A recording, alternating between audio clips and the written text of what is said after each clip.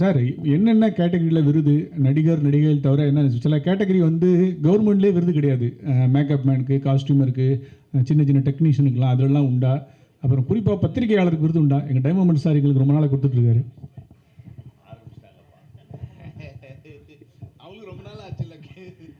என்னுடைய சினிமா வாழ்க்கையை பொறுத்த வரைக்கும் நான் எங்கே ஆரம்பித்தேன் உங்களுக்கு நல்லா தெரியும். பத்திரிகை தொடர்பாளராக தான் என்னுடைய சினிமா வாழ்க்கை தொடங்கிச்சு. அதனால் பத்திரிகை தொடர்பாளரிலிருந்து படத்தினுடைய இயக்குனர், கதாநாயகன், கதாநாயகி வரைக்கும் எல்லாருக்கும் ஏறக்குறைய ஒரு 45-50 கேட்டகரியில் இந்த அவார்டு கொடுக்குறோம். எதுமா இல்லை இது முழுக்க முழுக்க திரை விருது தான். அதனால் திரை சம்மந்தப்பட்ட கலைஞர்களுக்கு மட்டும்தான் இதில் விருது. வெப்சீரிஸ் இல்லை, வெப்சீரிஸ் இந்த வருஷம் நம்ம சேர்க்கலை சார். சித்ரா சார் நீங்கள் வந்து இல்லை இந்த வருஷம் சேர்க்கலை. திரைப்படங்களுக்கு ஓடிடியில் வர திரைப்படங்கள் உண்டு சார். நீங்கள் வந்து நம்ம டைரக்டர் பாரதி ராஜா சார்ட்டேருந்து வந்தீங்க. பாரதி ராஜா சார் பேரில் ஒரு விருது அவர் கையால் கொடுக்கறதுக்கு வாய்ப்பு இருக்கா? ஒரு பெரிய ஒரு அச்சீவ்மெண்ட் அவார்டு மாதிரி அப்படி ஒரு விருது பிளான் பண்ணியிருக்கோம். அதை பற்றி அறிவிப்பு வந்து இந்த விருதை பற்றி முழுக்க விருதுகள் வரும்போது என்ன இதில் சில சர்ப்ரைஸ் பேக்கெட்லாம் இருக்குது. ரெகுலர் விருது மட்டும் இல்லாமல் சில விசேஷ விருதுகள் நம்ம வந்து பிளான் பண்ணியிருக்கோம். அது வந்து டெஃபினட்டாக அந்த விருதுகளை பற்றி அறிவிக்கும் போது நிச்சயமாக இருக்கும். சார் சித்ராமன் சார், இங்கே பின்னாடி நீங்கள் மக்கள் தொடர்பாளர் எல்லாருக்கும் சொன்னீங்க. இது சினிமா சம்மந்தப்பட்டு சினிமா பத்திரிகையாளர்களுக்கு தேர்ந்தெடுப்பீங்களா? இயக்குனர்கள் எப்படி பத்திரிகையாளர்களை தேர்ந்தெடுப்பாங்க? ஏன்னா இப்போ நாங்கள் கேள்வி கேட்குற எங்கள் பேர்லாம் வருமா? புரியல என்ன?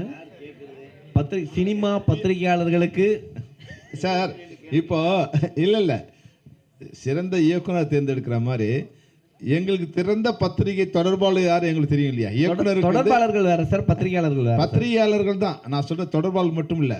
பத்திரிகையாளர் நாங்கள் ப்ரெஸ் மீட் பண்ணும்போது நீங்கள் எங்களை படுத்துகிற பாட்டில் இருந்து உங்களுக்கு திறந்த பத்திரிகையாளர் எங்களால் என்ன கண்டுபிடிக்க முடியும்? என்னதான் நீங்கள் வந்து எங்களை இது பண்ணால் கூட எங்களை கேள்வி கேட்கும்போது வந்து கடுமையான கேள்வியாக இருந்தாலும் இது வரைக்கும் இந்த சினிமா பத்திரிகையாளர்கள் இருக்கிற யாருமே வந்து அநாகரிகமாகவோ இல்லை அவதூறாவோ இல்லை வந்து எங்களை ஹூன் பண்ணுற மாதிரி இங்கே ஏதாவது வந்து சின்ன சின்ன இருக்கும். அது அப்படியே வெளியே போகும்போது அப்படி தான் அந்த மாதிரி ஒரு உணவோடு தான் இருந்திருக்கு. அதனால் நிச்சயமாக எங்களுக்கு வந்து சிறந்த பத்திரிகையாளரை எங்களால் இனம் கண்டுபிடிக்க முடியும் நாங்கள் நம்புகிறோம். ஏன் சொல்கிறேன்னா இங்கே சங்கங்கள் பல இருக்குது சார் உள்ள. ஸோ அதனால் கேட்டேன். சில சங்கங்கள் உங்களுக்கு ரொம்ப க்ளோஸாக இருக்கலாம், இன்னொரு சங்கம் வந்து க்ளோஸ் இல்லாமல் இருக்கலாம். ஒருவேளை இவங்க உங்ககிட்ட அட்வைஸ் சொல்லியிருப்பாங்க இவங்களுக்கு கொடுங்க அப்படின்னு சொல்லிட்டு, அதுக்காக கேட்குறோம். ஏன்னா இப்போ வர எங்களை மாதிரி யங்ஸ்டர்ஸுக்கு உங்கள் பேர் எங்கள் பேர் தெரியுமா அப்படின்றத நாங்கள் கேள்வி. நீங்கள் நினைக்கிறது என்ன புரியல? பத்திரிகையாளருடைய தகுதி என்பது எந்த சங்கத்தை சார்ந்திருக்கிறது அப்படின்னு பத்திரிகையாளர் அந்த சங்கத்தை சார்ந்தவர்கள் சொல்கிறார் அவர். பத்திரிகையாளருடைய தகுதி அப்படின்றது அவருடைய எழுத்து தானே தவிர எந்த சங்கத்தை அவர் சார்ந்திருக்கார் அப்படின்றது இல்லையே. இப்போ எழுத்துக்கு தானே மரியாதை சார். இப்போ எழுத்தை தாண்டி ஃபுல்லாக பின்னாடி கேமரா தான் சார் போட்டிருக்காங்க, டிஜிட்டல் தான் வந்திருக்கு. இதை எப்படி நீங்கள் தேர்ந்தெடுக்க போகிறீங்க? பத்திரிகையாளர் வேற, ஊடகவியலாளர் எடுக்க போகிறோம்.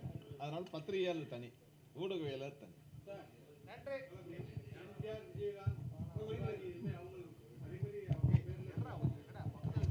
எம்ஜிஆர் பேர்லேயும் சிவாஜி பேர்லேயும் ஏற்கனவே நண்பர் பாபு வந்து விருதுகள் வழங்கிக்கிட்டு இருக்காரு இல்லையா?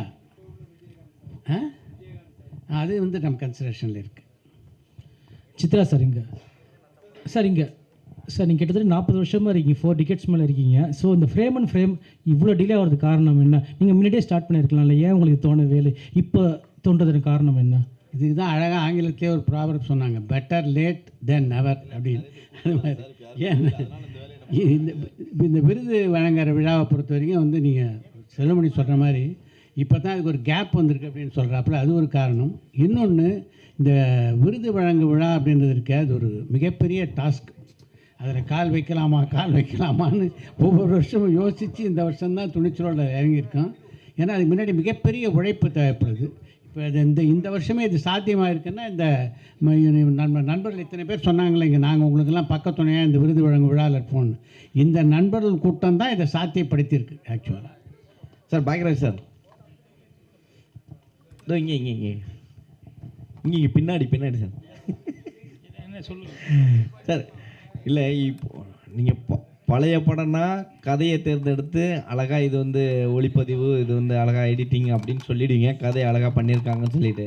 ஆனால் இப்போ வர படங்கள் பார்த்தீங்கன்னா சமீபத்தில் டியூடு பேசக்கூடிய பொருளாக மாறுச்சு. இது ஒரு படமா, இந்த படத்தை ஏன் எடுத்துகிட்டு வந்தீங்க? ஆனால் அந்த படம் 500 கோடி வசூல் அடிச்சுது. அது கூடயே பைசன் ஒரு படம் வருது, அதை வந்து ஜாதி ரீதியாக இது பண்ண ஆரம்பிக்கிறாங்க. ஸோ நீங்கள் எடுக்கக்கூடிய சினிமாவை சார்ந்து இங்கேயே ரெண்டாக பிரிச்சுட்டாங்க. ஸோ அப்படி இருக்கும்போது நீங்கள் எந்த பார்வையில் அந்த படத்தை வந்து தேர்வு செய்ய போகிறீங்க? இது ஜூரி சீட் எல்லாம் வந்து அப்புறம் தான் என்கிட்ட வரும். அதனால் இவங்க தான்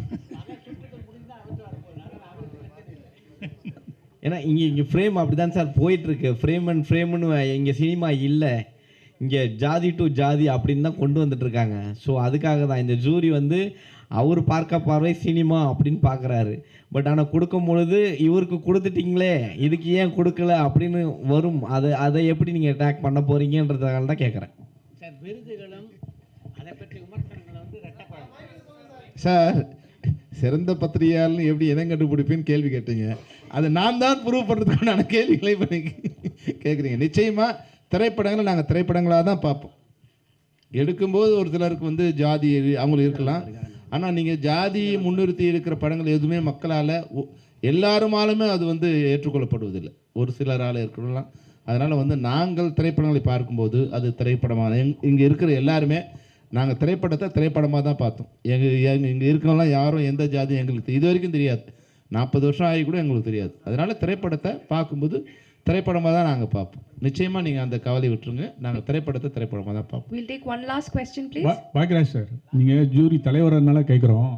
தமிழ் சினிமாவில் வந்து நிறைய விருது இருக்குது, நிறைய ஜூரி கமிட்டி, தேசிய விருது நம்ம சார்லாம் இருந்திருக்காங்க. ஆனால் நம்மளுக்கு வந்து சிவாஜி சாருக்கு இது வரைக்கும் விருது கிடைக்கவே இல்லை. ரஜினி சார் வந்து 50 வருஷமாக இருக்கார், விருது கிடைக்கவே இல்லை. எம்எஸ்வி சாருக்கு கிடைக்கல, நாகேஷ் சார் கிடைக்கல. அது மாதிரி ஆளுக்கெல்லாம் தேசிய விருதுங்கிறது வந்து கிடைக்கவே இல்லை. அதுக்கு என்ன காரணம்னு நினைக்கிங்கன்னா, உங்கள் பக்கத்துலேயே ஒரு கமிட்டி தலைவர்லாம் கூட இருந்திருக்காங்க.